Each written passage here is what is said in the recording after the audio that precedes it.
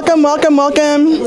I hope you're having a lovely and delightful lunch, but if not, having lovely and delightful tiramisu, because that's the most important thing after all. And thanks. This is an awesome turnout. I'm really thrilled to see all sorts of people I know and don't know, so that makes me extra happy.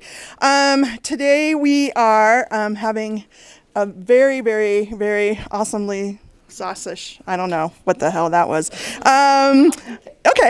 Dr. Amy Slaton, she's a professor of history at Drexel University. She holds a PhD in history and sociology of science from the University of Pennsylvania. Her research focuses on the history of technical expertise and work as seen through the lens of historical ideas of human difference. Her most recent book, Race, Rigor, and Selectivity in U.S. Engineering, The History of an Occupational Color Line, follows racial ideologies in engineering higher education since the 1940s. We happen to have a copy. And so if you want to take a look at it, we also, one thing we've done with the Minds, with the Daniels Fund monies is we've started what we're charmingly calling an ethics nook. And it's a little office space on the 4th floor of Straton Hall where we're going to keep books of this ilk that you can check out, and you can go up there and hang out and hide away, and it has a coffee machine and books. So it's all the good places. And copy mine, buy mine. Right. No, totally buy hers. Yeah, so yeah, it's around. So if you want to take a look at it, I'm just going to kind of set it down. You can take a gander, and then, she's like, give it to me now. Of course, don't steal it. Okay, well, Chris says the ethics teacher. Okay, so that's around. So the Daniels Library is open kind of business hours because there's a visiting scholar in there. And if ever I'm in my office, you can pop in. And we're getting a lovely and delightful, wonderful undergrad student to do a list of all the books that we have.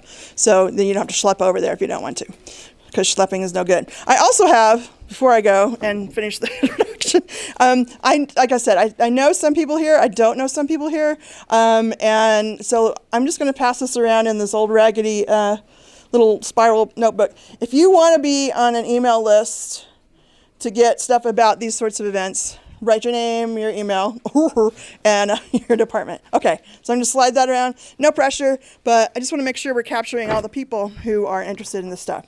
Meanwhile, back at the introduction, her current book project, All Good People, Diversity, Difference, and Opportunity in High-Tech America, describes the limits of American commitments to equity around race, gender, LGBTQ identities, and disabilities as those are expressed in the training of the nation's industrial workforce.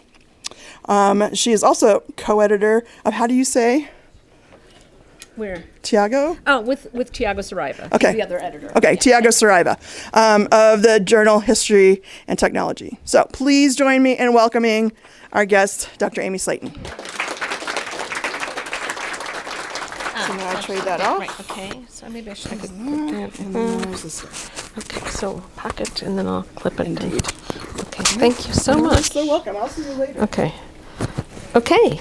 Well, first, tremendous thanks to all for being here, and to Chin for bringing me, and just, it's so exciting to be thinking with you all. Minds for me has been for a long, long time a destination for critical humanistic thinking about engineering, about the training and teaching of engineers, and it is just incredibly exciting to be here. So, and thank you all for coming. I want to lay out a few ideas, see what you think of them, get some response. And they kind of grow out of the ones I kind of centered on to talk to you about today, as you can kind of tell from the title. I have some questions about what STEM diversity can be, what it is, what it might be in 2019. And this is very much a kind of a historical take, but focused on what we're going to do today with this idea of STEM diversity. And you could think of it as kind of applied history, but really it's a way to think critically about our own practices with some historical frameworks. And it follows from, in some ways, a talk I did here in 2013, which was also a talk about STEM diversity, which I'm sure it's a term that is familiar to all or many of you. And of course, STEM diversity is the idea that you want diversity in STEM fields: science, technology, engineering, and mathematics. And it's, ideas about correcting what's seen as the underrepresentation of groups in science or technology education, in workforces. Those groups might be women, people of color, disabled people, LGBTQ communities, trans communities, veterans, first generation or low income learners. And the idea, of course, and these are just like tiny, a tiny sample of the thousands of programs that we've had. The idea, of course, is that it's a bringing in. It's bringing in a way that makes the world of STEM more fair, more in keeping, I think, with what many of us would agree with, American values of the recent decades about ending discrimination and having an even playing field in all sectors, and STEM is a place where we want that to happen.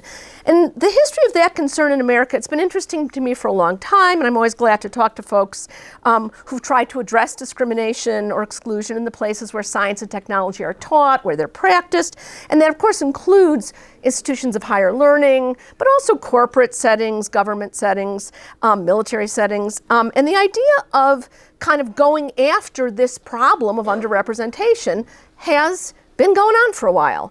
And I think when I was here in 2013, I was talking about some of the originary programs that were labeled as inclusive, right? And here's just a few organizations and programs that have been with us now for several decades.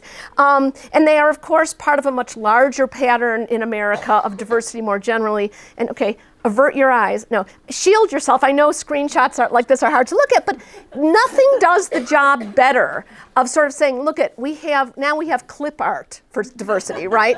We have rainbows, we have mosaics, whatever. But really the idea is that diversity is something that circulates very widely.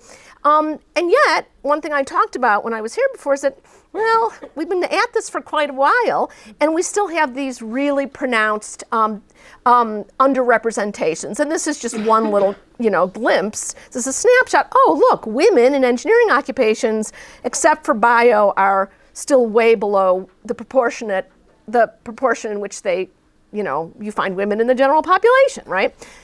So again, I'm just recapping a little bit about the big landscape. And of course, what we see in STEM fields is reflective of much larger societal inequities in the United States where, race is a determinant in many ways of what your family wealth will be, right? And I picked this one graph because, look, 1989 to 2010, not like those lines are getting in closer together, right?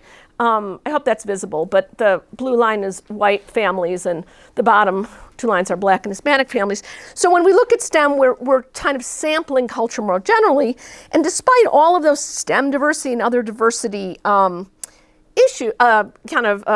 commitments to fix things, the problem just keeps ticking over. And what I talked about 6 years ago, I said, well, so we want to fix it.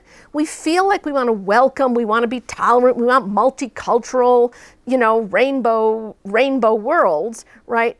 But that probably isn't doing the trick. And what I talked about previously, and which a lot of that book talks about, is this idea that we might have to go a little deeper, get past just the comfortable, it's not always comfortable, but get past just the desire to bring people in and look at the social structural conditions in which our colleges and universities operate, in which our employment operates. And that, of course, brings us to much larger social problems like, just to pick one, badly underfunded public education that disproportionately deprives communities of color, people with disabilities, many of those minority communities of the kind of education that you need to get into a university, a higher education pipeline is a common term, towards a STEM occupation.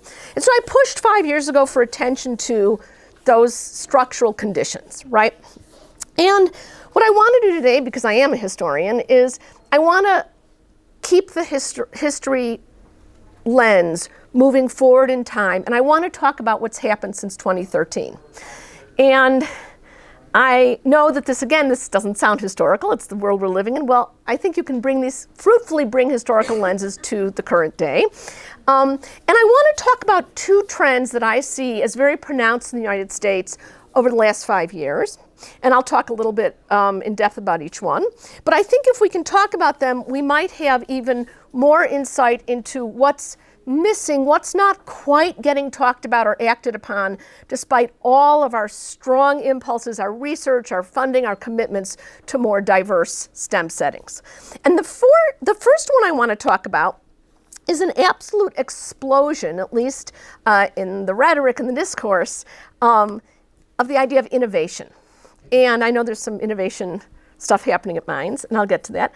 But this invocation of the word innovation in lots and lots of different settings, certainly in places of higher ed, but also, Silicon Valley and places that are imitating Silicon Valley around the country and trying to be innovation innovation hubs. I'm laughing because you'll see shortly that I'm going to talk about Drexel has an innovation neighborhood, which I keep accidentally calling Innovation Station, Nation, Plantation, right? But there's these centers of innovation that we just didn't see 10 years ago. They've really, that word has captured the national imagination, and we see them, cities take it up, like Philadelphia has an innovation district that Drexel's part of. Boston has an innovation district. We see it in literature that takes what are seen as best practices of a Google or a Microsoft or whatever, and can share them with other people. We see them in business management philosophy and practice fields. It's the idea that innovation is a thing that can really bear us all forward, economically, socially, in terms of global competition.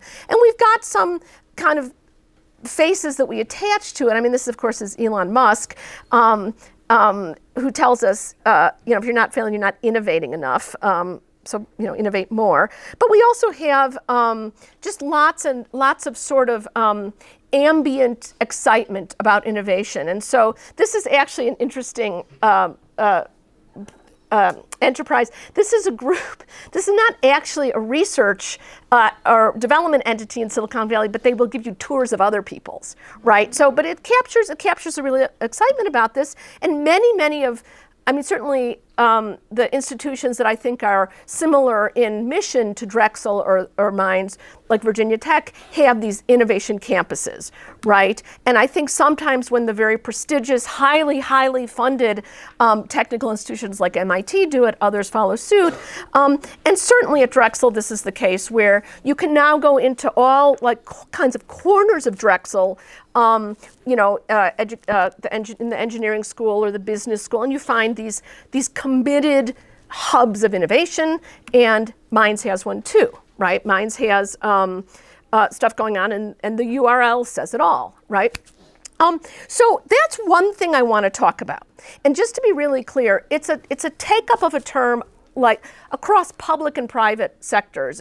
You hear it from Obama, you hear it from Trump, you hear it from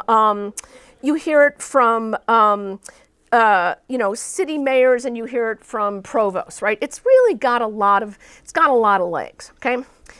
So that's one thing I want to talk. That's one cultural trend of the last 5 or 6 years I want to talk about.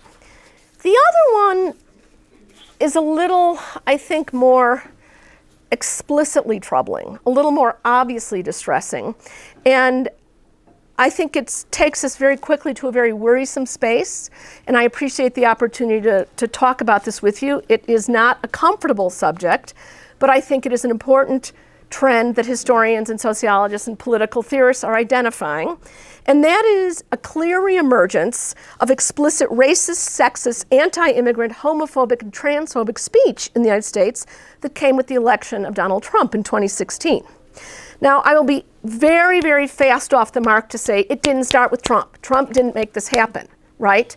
We know that, and by the way, that shot on the left is the various prototypes being engineered for the wall, the wall doesn't exist, but the prototypes exist. So, but the fact that you can look at white supremacy in the United States and see these symbols that go back to previous centuries, this is not new.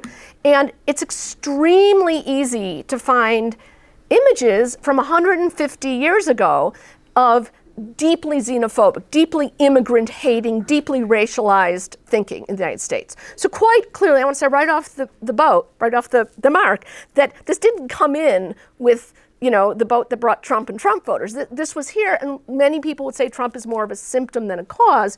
But I think this is, if we are going to authentically speak about inclusion and diversity and difference, certainly a historical vantage point would say, we have to look where it comes from. We have to look where the obstacles and the resistance to this comes from. So I've got these two things that I'm putting on the table here, right? Talking about innovation in the kinds of places that I think many of us work or our students will work, and I want to talk about bigotry that's kind of flourishing in certain ways, even in the midst of things like Black Lives Matter and Me Too. So this is in the simplest way, two things that I've seen happening that I think have a lot of impact on diversity and equity in the United States. But I want to talk about what they have to do with each other.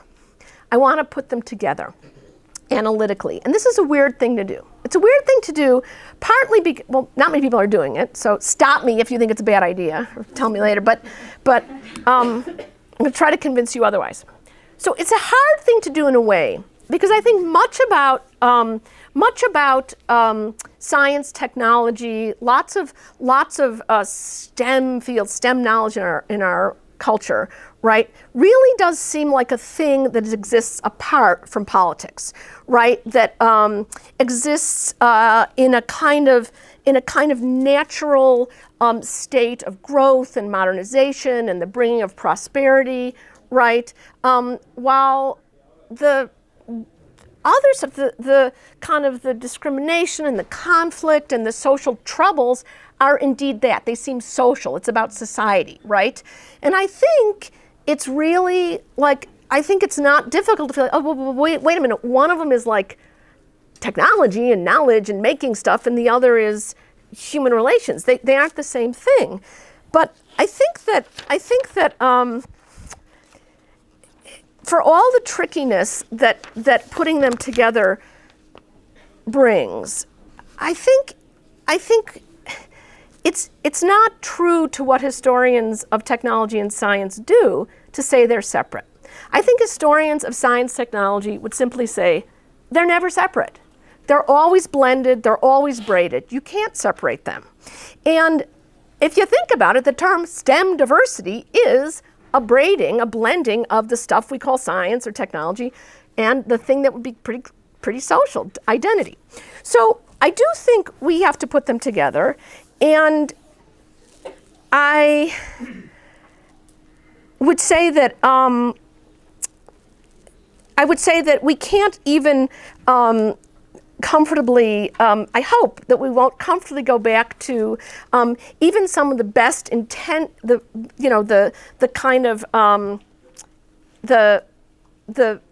best intended innovation projects without a more critical vantage point by the end of this talk. And so let me just give you this quick example from my own institution. This is an event that I was part of a couple weeks ago at Drexel, and it was in the College of Arts and Sciences, which includes my own program in history, but also lots of STEM, chemistry and physics and biology. And the idea was to get lots of different people from different disciplines together to talk about how we could kind of make sure that STEM, the technology, did good things, that it could improve humanity. But the historian looks at that and says, well, wait. What's improve mean? Who decides? Which chunk of humanity is this about? And so I think when we can put really strong questions about our social relations and our social problems next to even the best intended, the most kind of reflective, the most thoughtful engagements with innovation, new stuff emerges. So what I want to get at today is I want to think about this word, right? And I was thinking about how the kids say, is that a thing? Is it a thing now? Thing, right? The kids, the young people. I want to talk about innovation, how innovation got to be a thing, right? And what it means for us to continue using it as a thing, what that means if we're concerned about fairness and democracy in the United States. What does it mean to consider that a university or a company or a nation or a city, right, depends on innovation for everything it wants to happen, which presumably is business growth, secure economic security, other kinds of security. What does it mean? What does it mean to turn to innovation as something that is a natural good, a guaranteed good, right? But not to think of it in those strong raking lights of the history of social problems in the United States. So again, the aim today is for me to kind of convey to you, we can't help it. We can't not see these things integrated, right? But can we look at them as braided and come out with some constructive ways to understand why our historical attempts at diversifying STEM, at being more inclusive, of confronting discrimination and bigotry in our own workplaces, our own classrooms, hasn't really dissipated yet. The problem goes on, and in some ways even trends to more dire expressions of hatred and bias. So what I'm going to try to do today is very quickly take a look first at innovation as a thing, right? First at the idea that innovation has a history in the United States and what that might teach us. I want to talk a little bit about how innovation is being used today as a goal or priority. I think for places like mine, absolutely for my own institution, Drexel. Quite possibly, if I've done some careful thinking here, I can at least articulate some alternatives and see what you think of them. And I think I'll give one more caveat before I dive into the historical part, which is that, so both my students, people among my students and my colleagues, when I talk about this stuff, say, why do you hate technology? I don't hate technology, right? I don't hate technology. I love my iPhone, right?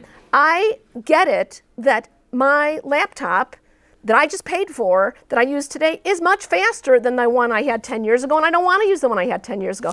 I don't want to rely on the pharmaceuticals that my parents' generation had to rely on. I don't hate technology, right? But I think when we carry around the notion of technology or the notion of innovation as something that is going to do good for everyone, when we invest in a innovation facility, when we turn our resources to creating an innovation campus, an innovation center, right, and we don't ask a lot of critical questions about what innovation has done in the past, I think we risk being very distracted from the real nature of science and technology as creators of social problems.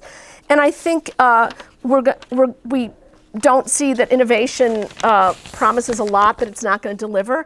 And I think we don't see that innovation causes inequity. It brings about, it reproduces or encourages inequitable social relations. It encourages reliance on old ideas about human differences, about race and gender and other ascribed differences that we really could tease apart, that we can really be much more critical about. So again, I'm not against technology, right? I'm against casual invocations of technology. So, okay, now to the history.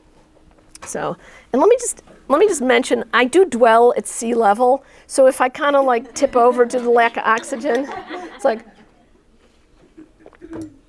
okay. So the history of innovation in American culture. So any of you who were raised in the United States or went to grade school in the United States will recognize some of the things in this image. Thomas Edison, great example of a cultural character that has sort of represented the wonder of technological ingenuity, the wonder of invention, the wonder of innovation. He is certainly someone that we are appreciative of for having brought us, ambient indoor lighting. I love the fact that on the upper left is a picture of a memorial structure to him in New Jersey, and it's got a giant light bulb on the top, right? He's very venerated, justifiably, right?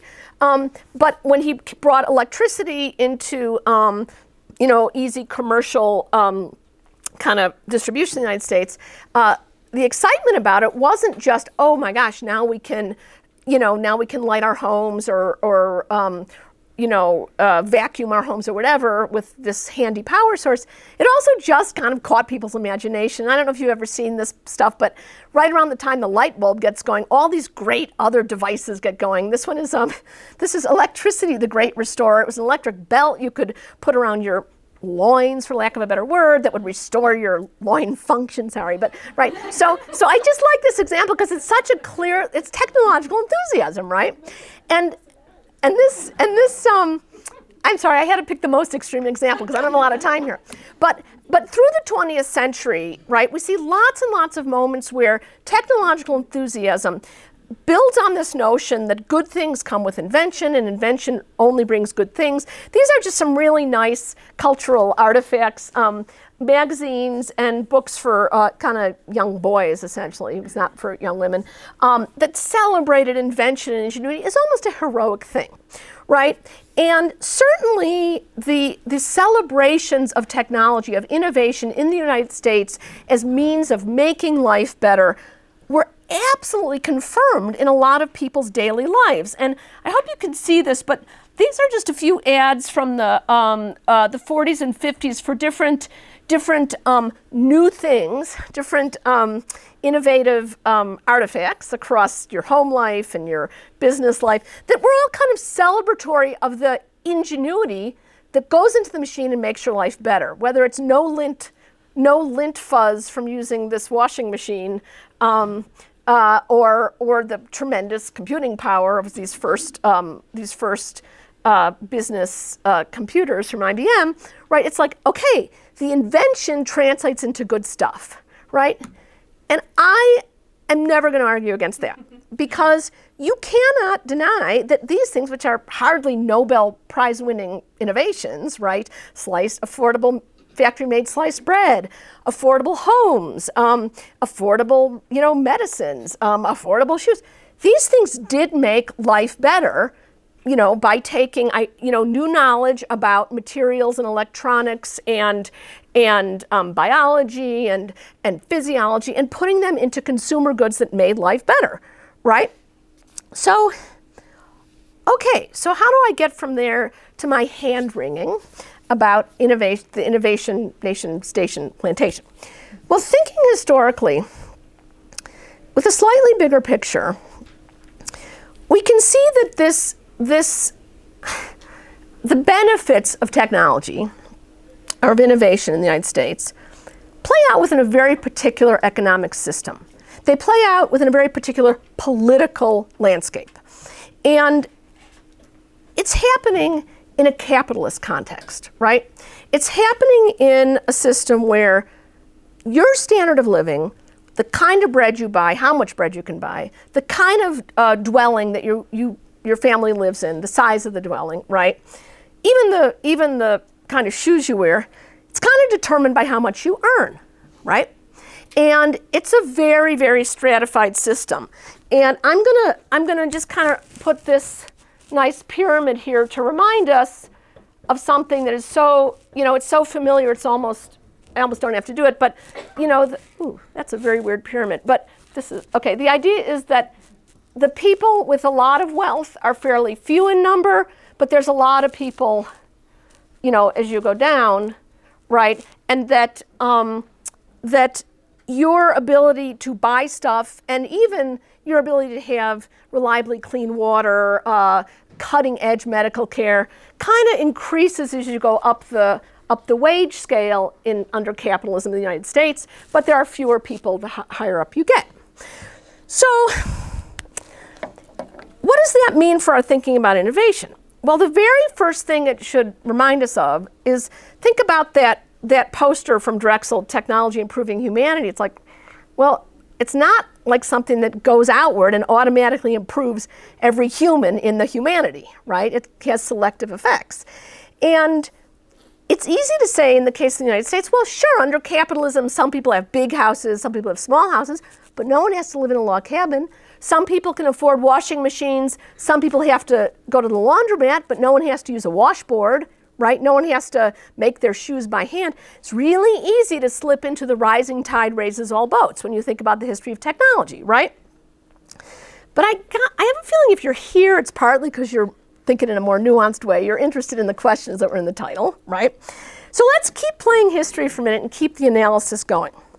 The basis of capitalism in the United States, with that fewer people with more wealth, is that that's how it's supposed to work, right? Money flows upward and concentrates in the top, right? You know it's working when the rich get richer. And I just have another kind of snapshot for you, which is this very famous index of, okay, the fairness of the United States can be measured by the ratio of CEO to worker compensation. And even though it stumbled around 2008, look at that change from 1965 to the current day, right? We just are watching more and more successful concentrations of wealth in the people with the higher salaries, the few people with the higher salaries. And so if you can kind of keep that in mind, you can kind of see that industrial capitalism in the United States has baked in differences. It has baked in layers, right? And where manufacturing or investment or banking or economic development hits obstacles or it hits trouble, the costs go disproportionately to the people at the bottom. So the advantages accrue to the top disproportionately, and the disadvantages accrue to the bottom disproportionately. So a good example would be when a manufacturer runs into wage costs that seem like they're going to impede growth or profit, they can leave the United States, and they do, right? This was a solar panel maker in Massachusetts who got a huge tax relief package from the state of Massachusetts to make solar panels, and even before the factory opened, the economic logic demanded that they move to China, right? The profit margin is much greater when you can sell more things that are made cheaply. This is the factory in Bangladesh that collapsed, the factory that was making very cheap clothing for Walmart. And I think American Eagle, I can't remember what some of the other brands were. So I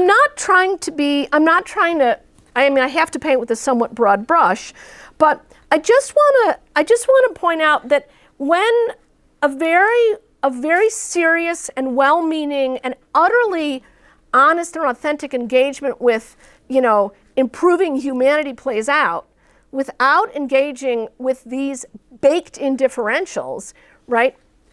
It just seems, I don't know if we'd say willfully naive, it just doesn't seem very satisfying. And I want to put that's not a great marker, a couple words up here that if you read a lot of history of capitalism or economic theory, right, a couple of the words that describe capitalism in the United States, one of the adjectives is extractive. And part of that means, you take resources out of the earth and you turn them into, goods and services, right? But it also means you extract value from people's labor. And this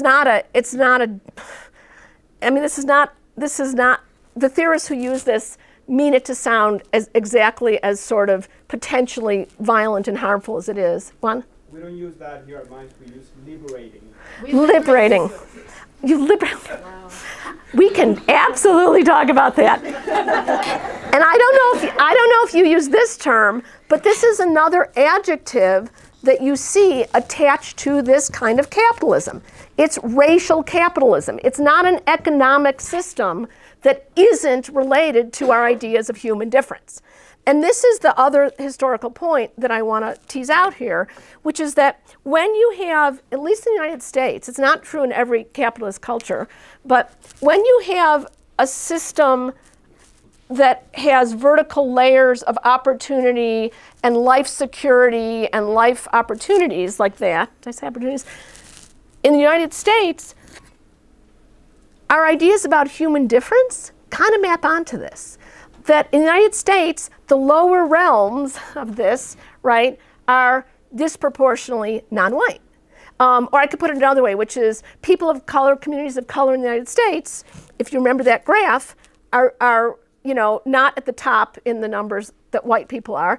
And certainly the same thing is true of people of LGBTQ communities or immigrant communities. And so what tends to happen historically is this notion of a good economy sorting people really fits really well with the notion of natural differences, right? That race, gender, whether you're native born or not, whether you're heterosexual or not, whether you're abled or not, right?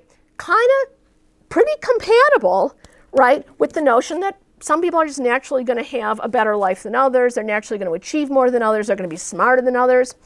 So I know it seems like I'm pumping an awful lot of history, an awful lot of meaning, an awful lot of social conflict into that term, invention and innovation, but I think this is what history would show us. So let me give you a few examples just to keep you with me. So, and again, they're kind of broad brush, but I hope they're evocative.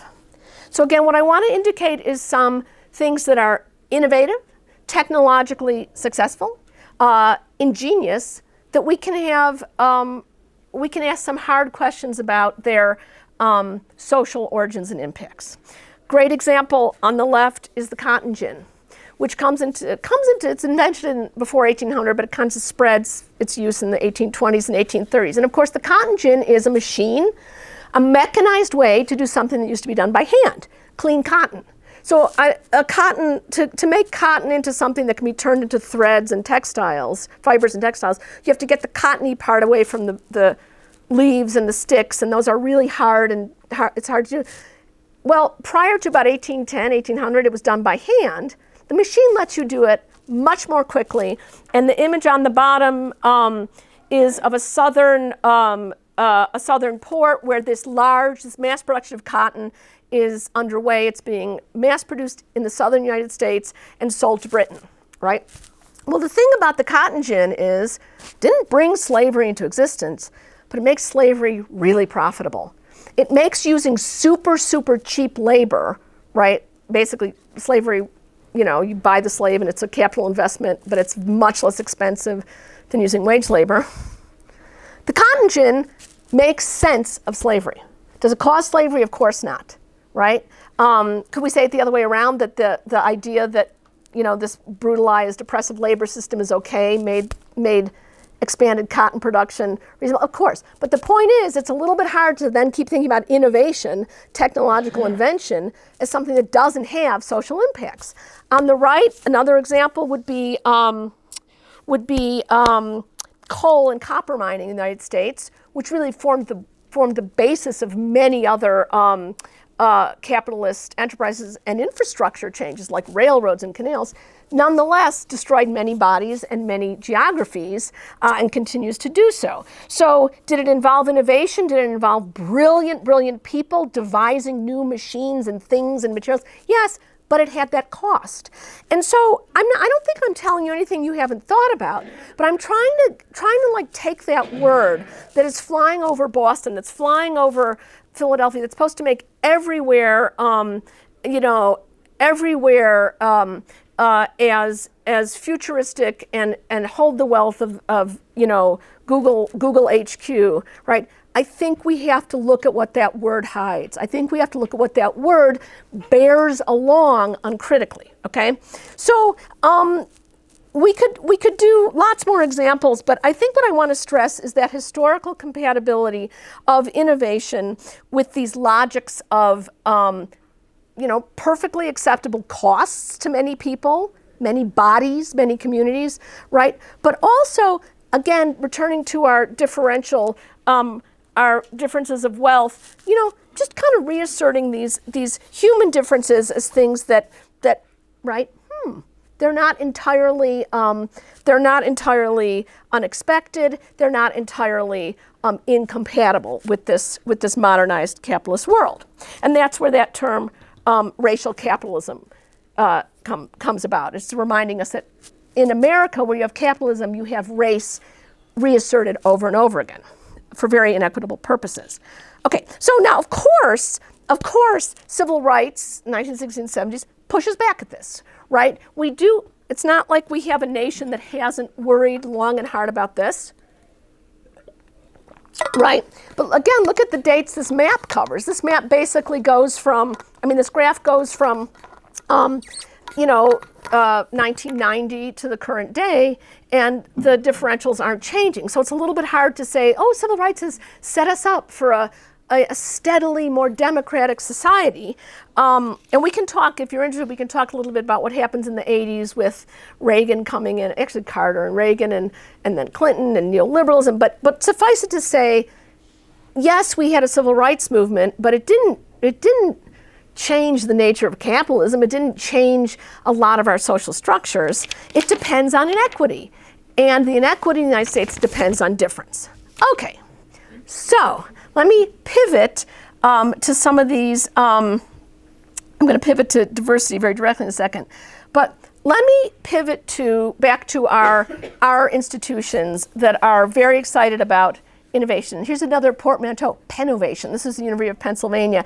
And I was trying to find a picture of the Pennovation building, which is in Philadelphia, which from one angle it looks like it was originally a factory building, and it looks very much like a turn of the 20th century factory, but then it kind of goes modern on the side, and then you get inside. And interestingly for me, those factories were part of my earlier research when I was studying other things. But so this building is like just really quite symbolically bringing the past into the present. I like that image. And so thinking about, okay, what might we do, looking at all this history, looking at these big commitments to innovation in our institutions, what can we do? Well, I want to offer constructive thought number one. I'm not going to have a lot of these. I'm going to have two of these. But the first constructive alternative I want to check out with you guys is this one. What if we switched the goal? What if instead of having innovation districts, innovation hubs, innovation neighborhoods, Pennovation buildings, what if we made in every discursive, in every bureaucratic, in every strategic way, what if we made innovation subordinate to the stuff we want to happen? What if with that building, instead of saying Pennovation, said, Penn Justice, I don't know, or Penn of Sustainable Foods, or what?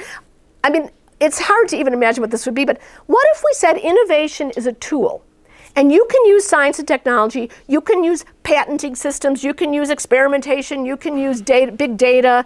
You can use those things because they're powerful, right, in service to these other projects. Instead of saying that innovation bears along wonderfulness, innovation is the best thing we could do, from light bulbs and electric belts right up to, I don't know, fabulously life-saving genomic medicine, right? Good, that stuff is there, fine. But if we're ever going to be serious about this, we have to look at what our STEM is serving. And I'm like, what if we flipped it, right? So that innovation is subordinated to the other stuff, not the other way around, right? And again, even as I say this, I'm remembering how hard it is to keep technology and innovations, technology and society together in our heads. So I get it, this isn't even the easiest thing to picture, but it is kind of a game changer, I think. It's a different logic, right? Okay, let me quickly turn to diversity. So wait, that's constructive thought number one, and I do want your feedback on it. But I have another constructive thought. I want to see what you think. So what about diversity? What about STEM diversity? All this programming that many of us have supported, many of us have researched, many of us have published on, many of us have thought really long and hard about, ranging from mentoring programs to scholarship programs, from studying the microaggressions that occur in an engineering classroom to the really interesting ideas of changing engineering cultures through new pedagogies, new assessment methods. What can we bring to that thinking if we're critical of innovation? Well, the first thing I think that's really important is that the thing that drives a lot of diversity programming, certainly in my university and in many, many other engineering programs since the 1990s that I've studied, the ones in that book start to talk about this, but my new project is very much about this. The driver of diversity is one that is completely in service to these familiar forms of industrial capitalism. It's the idea that we need diverse practitioners because we're going to have diverse markets. We're going to have to find way, and where's Juan? You've talked so much about this, right? That this notion of we're suddenly going to have customers and collaborators and clients in India. We need some Indian students in our our software lab to understand what products and what priorities might be high. That we need women chemists so that what's the worst example? What's the example? There's examples of like we need women chemists to help us understand what women really want in their cosmetics, right? Yeah, it gets very essentializing. But even when it's more sort of like, let's have a bigger talent pool, right? Let's just have more ingenious people. Let's find those missing brains. It is a market-facing motivation. There, of course, many people making policy are thinking, because it's just wrong to be racist and it's not right to be homophobic. I'm not saying that's not happening, but I'm saying that there is a general commitment at the highest level of research and funding and all the things that my university looks at to know where to put its resources that is market facing. And this is a very important report from the National Academies from 2005, Rise Above the Gathering Storm, that really said it, that said, we are in dire competitive straits right now with the rise of, they wouldn't say the global south, but they would have said new economies in Asia, in South America and Africa, Brazil, and even Russia coming around, India, think of the BRICS. We've got to compete, right? And we cannot do that without bigger talent pools. There's a skills gap. There's a brain gap, right? So it's a market-facing justification, right? And to me, that's never going to bring the profound criticality about both the nature of technology in society and the deployments of technology by society that we need to do, right? And I'm also totally happy to talk about how this plays out with ideas of what counts as difference, and something I'm going to talk more about tomorrow, but when the value of participation, right, whether of a majority practitioner or someone from an underrepresented group, is determined by the ultimate revenue potential and market possibilities, when it serves these existing, I just don't think we're being quite asking the right questions. So let me wrap up by pivoting to constructive idea number 2. And to do that, I'm going to talk about my own university. And here it is. Here's the innovation neighborhood, right? And notice. This is now. It's happening now. And I don't know how many. So Drexel is in the middle of Philadelphia, right? And it's surrounded on one. Here, actually, this might help. I don't know if you can see this, but so. And Philadelphia's got a tiny center, so you could walk the width of this map in 10 or 15 minutes, right? But the downtown is here, and can you see Drexel in the middle there? And it's on one side it's got Penn, which is a humongous university, and the even more humongous Penn Medicine System, which is the largest employer in Pennsylvania, not just in Philadelphia, right? The hospital system and its research labs, right? And then that science center is some older urban renewal stuff that I'll come back to. But everything above Drexel, north of Drexel, to the east and west, all the way to the river, is a residential neighborhood. It's a couple residential neighborhoods. And they are residential neighborhoods that are historically black, with some Vietnamese and Somalian kind of communities coming and going as immigration patterns change. And Drexel, like many urban universities, has not always had a very good relationship with its neighbors. If you're from Philadelphia, you might know Penn is a notoriously kind of awkward partner with communities, but Drexel's had its own kind of ups and downs, which is interesting because Drexel was founded as a place where Catholic students in Philadelphia who were not allowed to go to Penn in 1890 could get an education, could become engineers, could become chemists, could become nurses, right? Drexel had a legacy of, for its day, diversity and inclusion, but it wasn't through the 1950s, 60s, and 70s doing a whole lot to address new communities of limited opportunities, of economic disadvantage, who of course were now black and brown.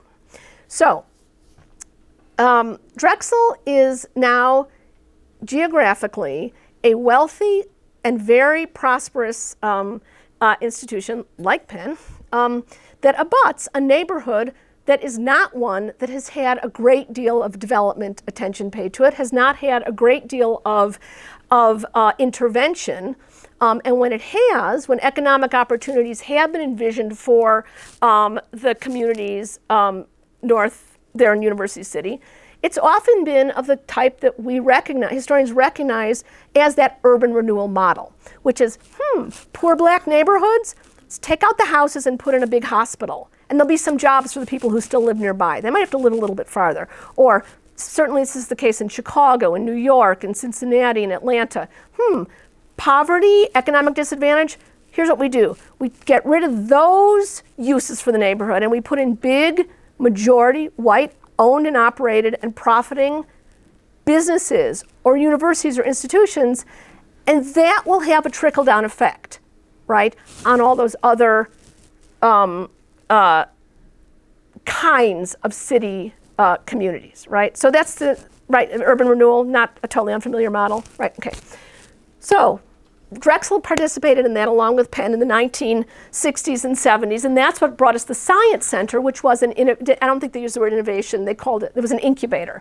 And it's a lot of labs and startups, and it had some .coms when that was big, but mostly it had like biotech and nanotech, right? Well, those businesses didn't stay in large numbers. They didn't produce a lot of jobs, and you still have massive underemployment and very low economic participation by the neighborhood. So what does Drexel do in 2019? Drexel comes up with a plan for an even bigger intervention, literally a 70-story building. This is the before and after of the Innovation neighborhood, not Innovation Nation, Innovation neighborhood. So I know it's not a great photo, but so this is Drexel, like this is all Drexel right now. And can you see there's like this old rail yard that goes there, right? The idea is to replace that rail yard, very 19th century, with a 21st century innovation hub. And take a look at what these buildings are. They're high rises, right? They're combinations, they're not built yet, by the way. This is happening, right? Sorry, this is the vision for 2020. This is the 2019 vision of what we'll start doing, and we'll get to, I guess, in about 20 years, I suppose. I don't really know what the timeline is. But this one is here, and this one's under construction. But the point is, these will be buildings that have condominiums, so residences, retail on the first floor, and lots of startups and incubators and services that will have jobs for the people in the neighborhood, right? So, why do I hate jobs? I don't hate jobs, right? I don't hate jobs. But I am saying that the people who live in these neighborhoods, right, who are not fully participating economically, why are we saying that they will be the recipients of trickle-down results of some kind of innovative culture, right, that will keep them here when Drexel has something else it could offer? Drexel could offer the STEM degrees. Drexel could offer the bachelor's and the master's and the doctorates that would not be the jobs that trickle down, but they would be the thing that has given value and raised the wages of the people who are here and here. But that is not what large, wealthy, majority operated and serving institutions in American cities do, right? They don't use their resources for that kind of redistributive change, right? That is, maybe that's what maybe that's the real opposite of extractive and racial, is redistributive, right? As opposed to, well, what did you say, liberating? Liberal, yeah.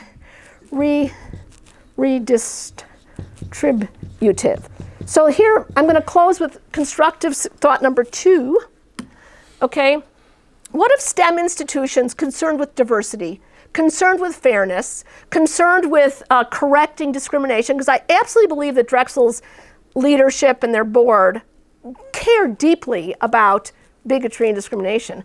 But what if they cared in a different way and said, what if these places became true sources of widened opportunity, not places that reproduce social differences, not places that mapped so-called human differences onto our pyramid and indeed challenged the pyramid. So those are my 2 constructive thoughts. I will stop talking and get your feedback, I hope. But I hope what I've kind of introduced is the notion that it's not glass half full, it's not glass half empty. It's not a dire situation that can't be fixed, but nor is it one that we should be comfortable with. And that the discomfort that we bring can be critical and it can be constructive. And when someone shows you a word, whether that word is innovation or STEM diversity, right? Skepticism can't hurt, and only skepticism can help. So, thank you. So, and I'll leave us with the uplifting image. The future. The future is now. So, I'm totally thrilled to have questions, anything. Yeah, thanks. Let me take an extremely cynical approach. I don't mean to be aggressive, let me just be very cynical.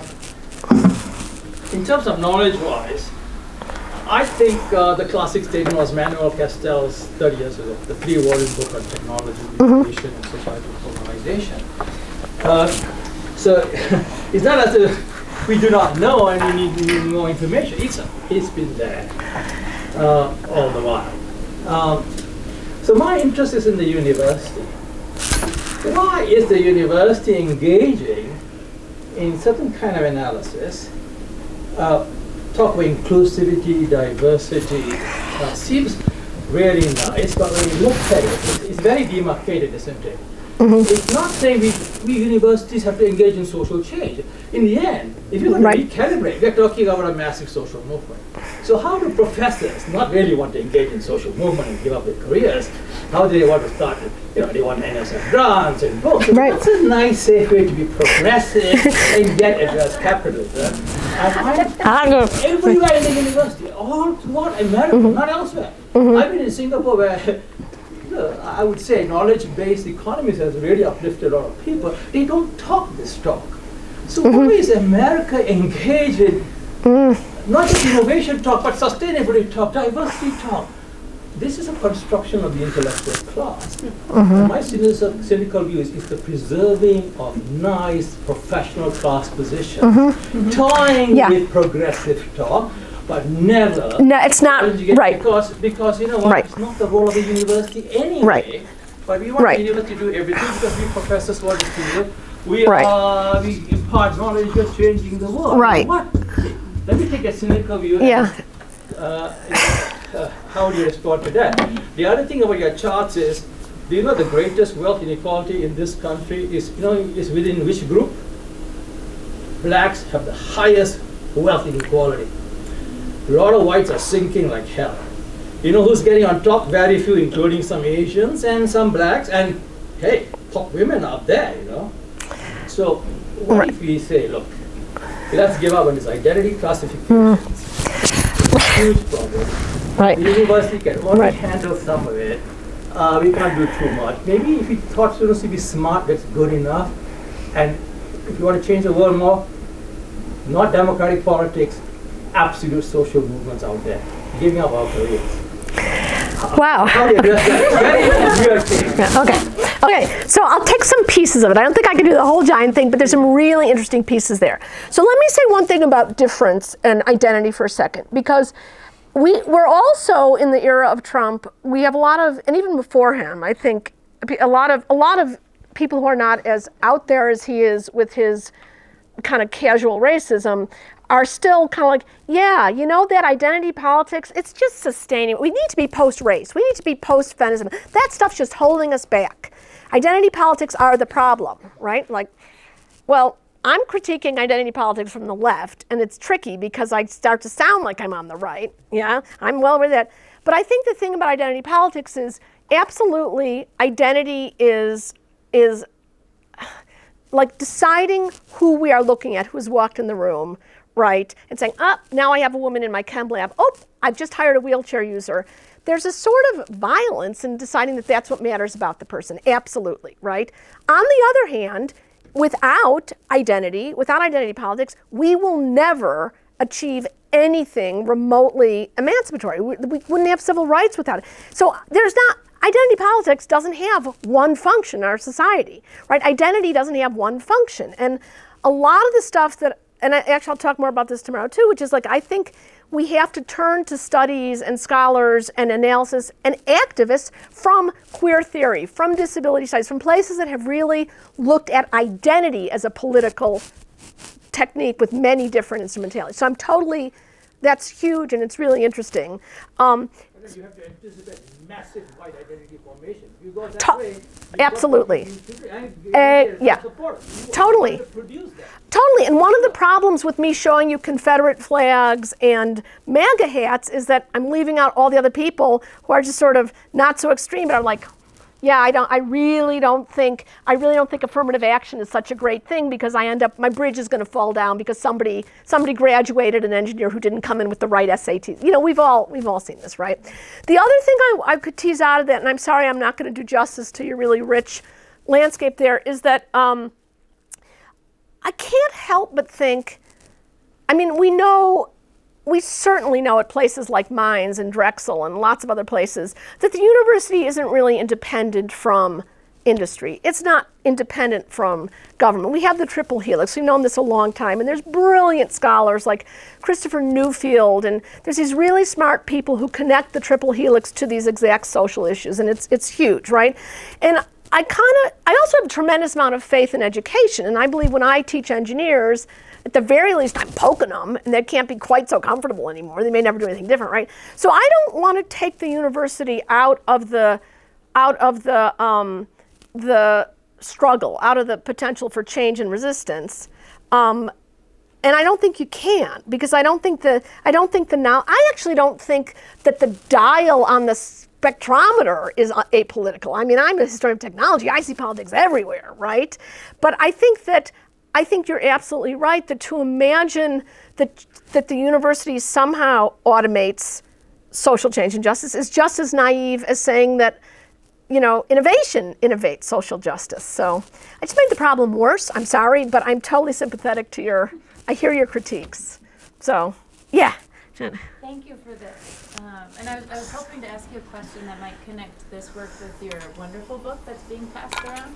Because the thing that I just appreciate about the book was I was never able to look at the word rigor again without thinking about my work is done. Right. The race and class work that right. work is that the word is right. doing and excluding some people. Right. And so I guess I'm wondering with now taking on this whole arena of innovation, kind of if there's something similar happening in terms of who's being viewed as being able to innovate, and because when I think about kind of innovation, I think about white dudes in their garage, kind of right. the way that it's being talked about, and not all of the broader kind of ways in which more diverse people can be innovative. Yeah, and that's I thank you for that, because I think it is the two words are doing very similar work for me. They're saying, oh, wait a minute, if we can see that this apparently unassailable neutral thing, rigor in one case, innovation in another, actually bears along with it a lot of power, and in fact a lot of violence, we're going to learn a lot. I think that's a good framing of it. And in terms of who can innovate, there's some really great literature, which I'm sure you know, on things like maker labs, right? And how maker spaces, which free you from the constraints of ABET, they free you from the constraints of the conventional classroom. They free you from the meaningless, the jumping through hoops that conventional education takes. And maker spaces empower minorities. Maker spaces empower women for that reason. Well, not so much, it turns out, because it turns out you get into maker labs and the same social relations that have shaped our world are playing out there, right? And so I think that we haven't asked the hardest questions we need to ask about what technology can do. So a good example that for me that comes out. Let me talk about genomics for a minute, because there are actually these, there's like a maker movement in synbio. It's like you can hack the genome, and there's all these counterculture labs that aren't universities, they're maker spaces for genomic stuff. And this is supposed to be this really rich site of new genomic-based technologies, which are very focused on, primarily on human health. Well, they're not so much about prevention. They're not so much about food justice. They're not so much about climate change, right? They're about using that predefined scientific entity, the one that's bounded by the gene, right, or genomics and the knowledge of the DNA and the databases, right, in new ways. But I would say, not telling us so much about not asking a lot of questions about where the context goes and what it includes. So I think what counts as an innovator might have to include someone who says, no, I don't think genomics is what we need for community health in developing nations. I don't think genomics is what we need for reproductive health. I don't think genomics is what we need for, countering the, diabetic, the epidemiology of diabetes. I think we need other things, right? So I hope that helps a little bit. I think the values that go into what counts as innovation must be deeply problematized and may well lead to new questions that are not about technology at all, and for which technology cannot be the answer, right? So I hope that helps a little bit. Yeah, Juan. I welcome your insights on the risk of sleeping with the devil.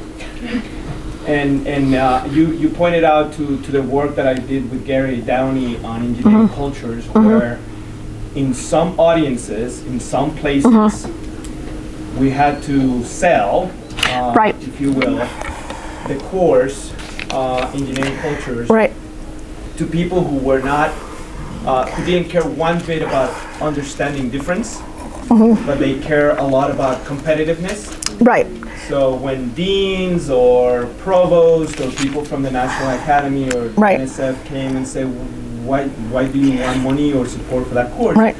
We say because it's important for American competitiveness.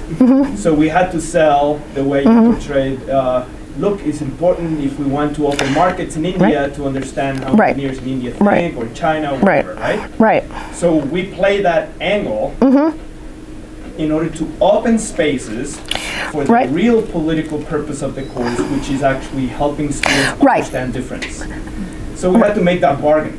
Right, and I just say, that's what I was picturing. I was picturing the way that inside that world of engineering education, you could bring in these reflexive questions for students about what we presumed were the narrow forms of expertise, the narrow forms of achievement. And that's what I was picturing. I wasn't picturing that it had gone into some deal with the devil. I was picturing that that work on the fact that there are codes, that there are conducts that get reproduced and bring identity with them is what your work represented for us in a lot of ways. Okay, go ahead, sorry. So now there's some work that we do that is trying to use innovation in the same way. We know that there are some audiences, some publics, some interests who do not understand, for example, the pillars behind humanitarian engineering. They don't care about social justice. Right. So we have to frame our purpose in terms of innovation, even though we are quite aware of the dangers of innovation the way you present them here today. But we have to, because that's the language they want to hear. So I wonder if you see, what are the dangers there? I'm totally screwed, or I don't know. Yes. And can you? Maybe producing the sound. Right. Yeah. Yes. There is no hope, and here's what we do next. So I want to ask you a question. Remember my first? Let me go back to my. Sorry. Close your eyes. Okay. Let me go back to my first constructive thought for a second. Does this make sense to you that you could flip the endpoint? Would what you just said, introducing innovation through this kind of Trojan horse, right? could that be a step to this? Is that compatible with this? That's what I do. That's yeah. my purpose. Yeah. So I think then if we take that as kind of the plan in a way, then of course some of the risks, well, I hate to call them risks because that implies that we're inadequate to the task and we may slip down we may make mistakes and let me try and see some of the, like, I think there's tremendous challenges to it, which is like, I mean, there aren't many of my colleagues in the engineering school at Drexel who are going to be able to sustain their tenure cases if they look like this instead of the other thing. There aren't a lot of students who are going to sustain their GPAs or Drexel has a big co-op program, right? They're not going to get the co-op job that turns into their high-earning lifetime jobs so they can pay back their student loans because Drexel is expensive if they look like this, right? So I feel like rather than say what might happen as we try to do this that we go wrong, I want to say what structural things are we going to have to contend with? Because I have great faith in us, right? I think we're the ones to do it, right? I don't think, I sense that you were thinking a little bit about corruptibility or some other thing, and I don't know, I'm already implicated. We're all already implicated. We live in this system, right? And we've tried each to our best ability to work within it, and I'm standing here, you know, with my tenured position and my Drexel paycheck, right, trying to do this, right? I'm already implicated, right? Am I corrupted? It's a good question. Should I be out on the street instead, right? Should you be in some other institution or some other country, you know, and not in an institution, getting your paycheck somewhere else, or better yet, no paycheck? Should we all be in tents, being in the Occupy movement? Possibly, but I don't know. I also sort of believe in some incremental change, and I would never say, you know, step one, smash the state. Step two, you know, right? That's okay, but right, smash the state. Can't talk, gotta smash the state. So I guess I feel like if we reflect on how we're already implicated, I'm certainly already privileged in many ways, then we move forward and we just have a lot of challenges, but we're facing in the right direction. Does that kind of help at all? Yeah, I mean, the fear is, and I think the word that I like to use is co-optation, that you always afraid that if you play the game in a certain way, right, that you get co-opted, and next thing you know, oh my God, instead of standing for these things, I'm standing for these other things. Right. Right? That's the fear. Well, I did all that work on rigor, but I still give my students grades. I haven't adapted the ungraded, you know, which is if I was really serious, I would find some new assessment. I was going to say I would go work at Hampshire College where they don't have grades, but Hampshire College is closing. So, yeah. So, yes, we are all co-opted. Yes, Dean. Thanks for being here. Oh, thanks for having me. Thanks. Great talk.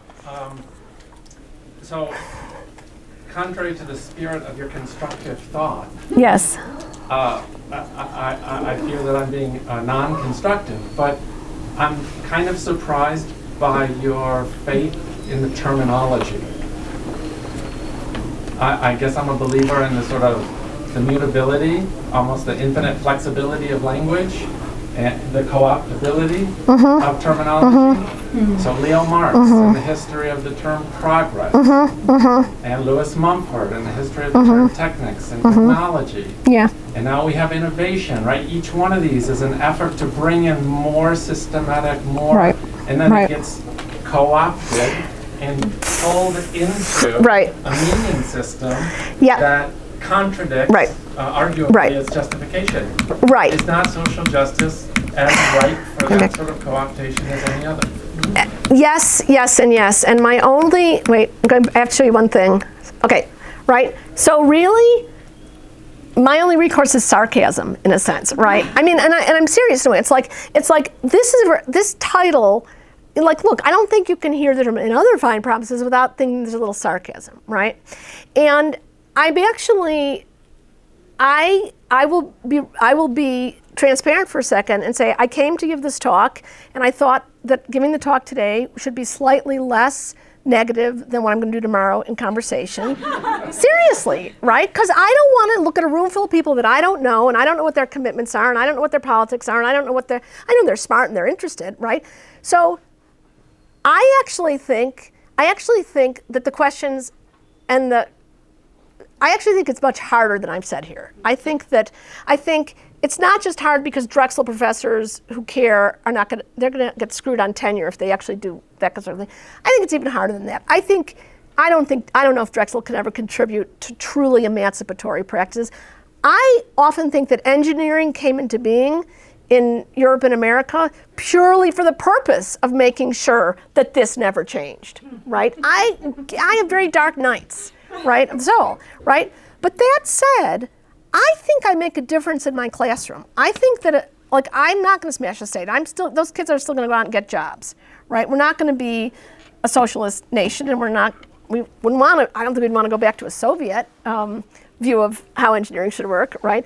So I think that if I can get them to ask questions about what's being asked of them, I think if I can get them to ask questions about the stories that are being told them, the narratives. And the funny thing is my students like that. They don't get excited about taking history class, but they get excited when they say, and now we're gonna pull back the curtain and all the BS that you're being handed in by media and by HR departments, whatever you have to contend with in your oncoming adult lives. Look, here's where it comes from, here's what it means, here's what it represents, and then they get excited. So the terminology social justice is a stand-in for something else that's embedded in the argument, I think, around a certain, analytic perspective, around a certain... Reflective. Yeah. I think that's a good way of putting it. I wonder if you can swap that out and make that clear and explicit, it actually helps us all be clearer about what the pedagogical strategies might be. Yeah. And I was talking to Jim before, and I was being very blunt, which is I'm not a pedagogue. I don't develop pedagogy. It's not my, I'm adjacent to it and fascinated and learn about it, but it's not my area, and I would appreciate those connections and making it more usable, right? And maybe that is the crucial spot, that exact spot where the word innovation will not do what I'm asking it to do. Yeah. Yep. Yeah. Okay, you can make your responses short if you need to. So I had a question about your critical or your constructive idea as well, the innovation one. So there's a book I'm reading right now called Winners Take All. Oh, yeah.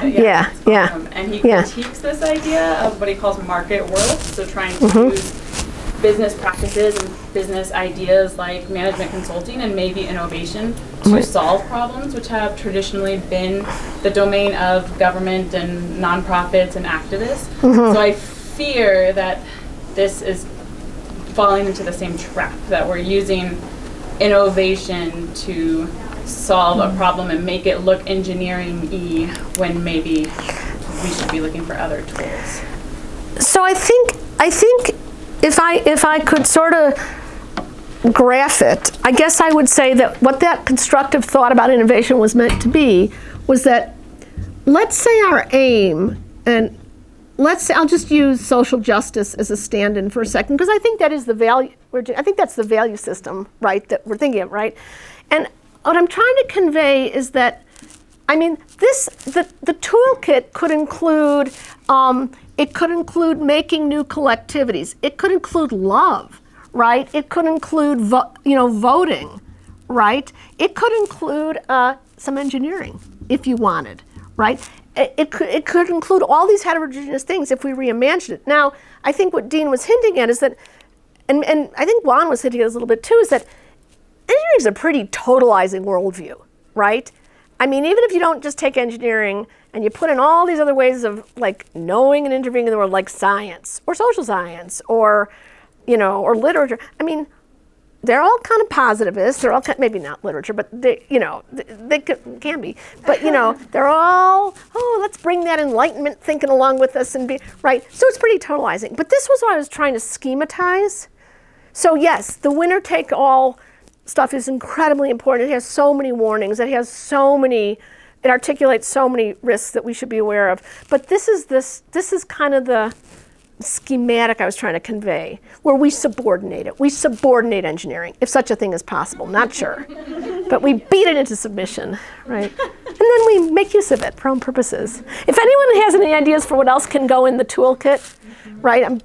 The more heterogeneous we can be there, the you know, tiramisu. It can all be there. It can all, whatever, really, the stuff that sustains us. So. With that, I suggest we close the session today, and let's thank. Thank you. Thank you so much. Participation, also great questions, discussions, and tomorrow at 2 here we'll continue the discussions today. And if you are interested, feel free to come. Thank you once again for coming. Thank you. Thanks, Chin.